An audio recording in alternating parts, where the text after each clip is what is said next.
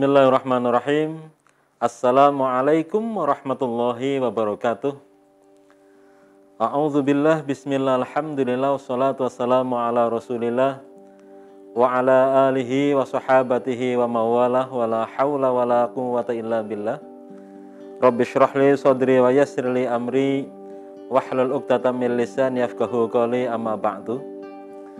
Pertama, mari kita panjatkan rasa syukur kita kehadirat Allah Subhanahu wa Ta'ala yang alhamdulillah sampai dengan hari ini kita semuanya berkat karunia-Nya tetap berada dalam kondisi sehat afiat.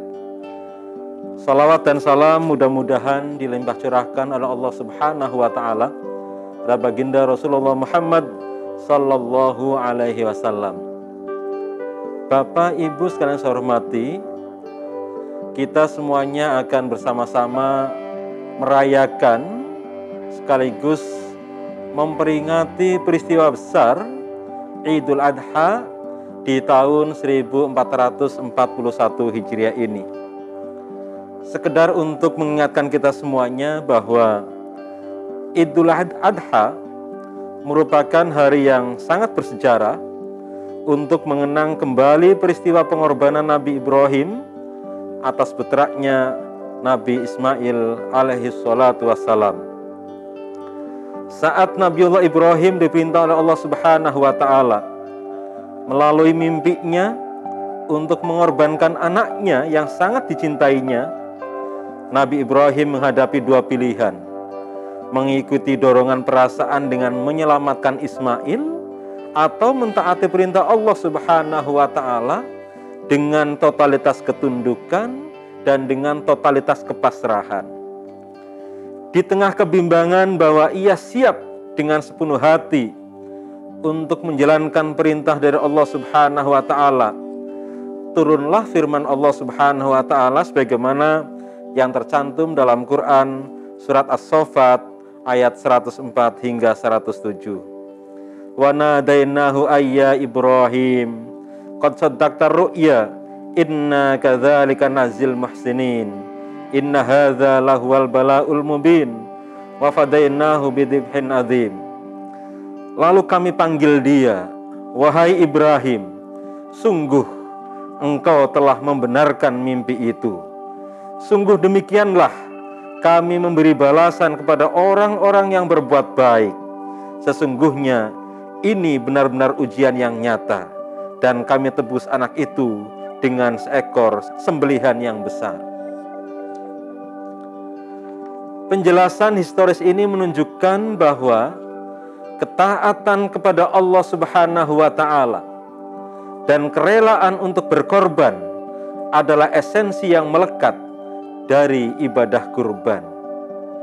Nilai-nilai tersebut telah diimplementasikan dengan baik oleh Nabi Ibrahim alaihissalatu wassalam dan anaknya Ismail alaihissalatu wassalam.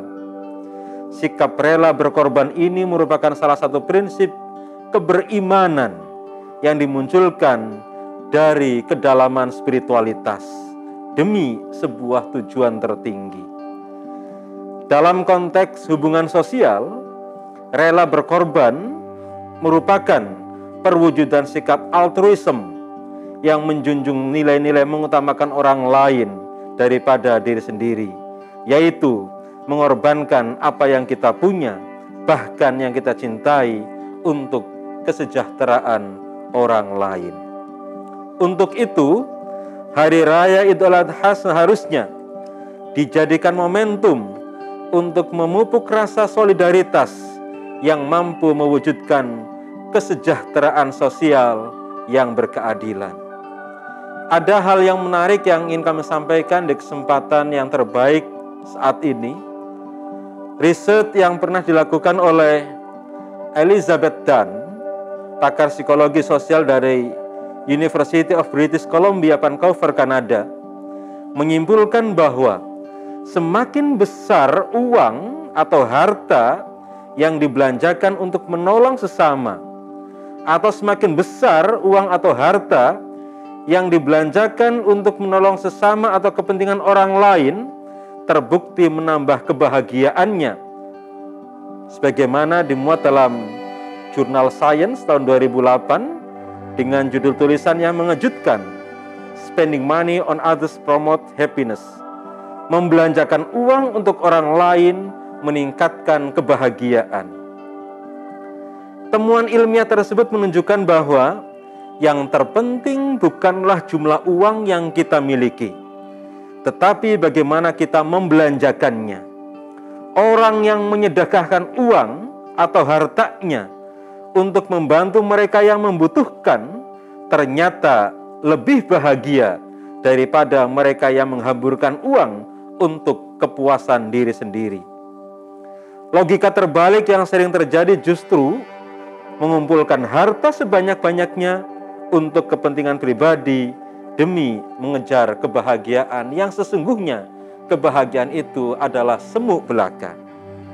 Sekali lagi, momentum Idul Adha yang menekankan prinsip solidaritas dan sekaligus soliditas publik, jika benar-benar dijadikan landasan untuk membangun negeri ini dan dimulai saat ini, pada saat kita semua sedang bahu-membahu, bergotong royong dalam ikhtiar bersama menanggulangi wabah corona, maka seberat apapun problem yang dihadapi oleh negara ini, dengan modal semangat pengorbanan dan solidaritas kemanusiaan, niscaya berbagai macam masalah itu akan teratasi dengan baik. Karena rakyat dan pemimpinnya merasa berat sama dipikul dan ringan sama dijinjing. Langkah ini juga akan mengikis sikap mementingkan diri sendiri dan mencintai harta, hubbud dunya secara berlebihan. Bapak, Ibu sekalian saya hormati, pada akhirnya ingin kami tegaskan bahwa Ismail alaihi salatu wassalam adalah figur anak soleh atau prototipe generasi muda yang baik. Ia berpandangan jauh ke depan atas dasar-dasar spiritualitas yang tinggi, berani mengambil sikap di saat situasi yang sulit, rela berkorban dan berbakti kepada orang tuanya.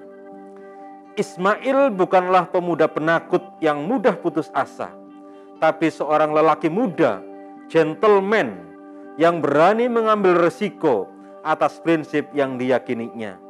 Ketika hendak dikorbankan oleh ayahnya, tidak ada sedikit pun keraguan dalam hatinya, dan dia berkata, "Wahai ayahku, jika memang itu perintah Tuhanmu, kerjakanlah apa yang diperintahkan kepadamu.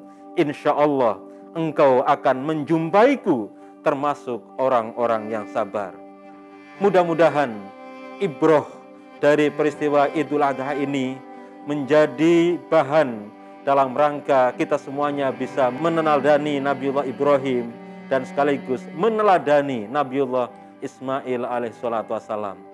Hadirin wal hadirat hadanillahu wa iyyakum, saya kira ini sebagai renungan menjelang Idul Adha. Mudah-mudahan ada manfaatnya. Wallahul muwaffiq ila aqwamit thoriq wal 'afwu minkum. Wassalamualaikum warahmatullahi wabarakatuh.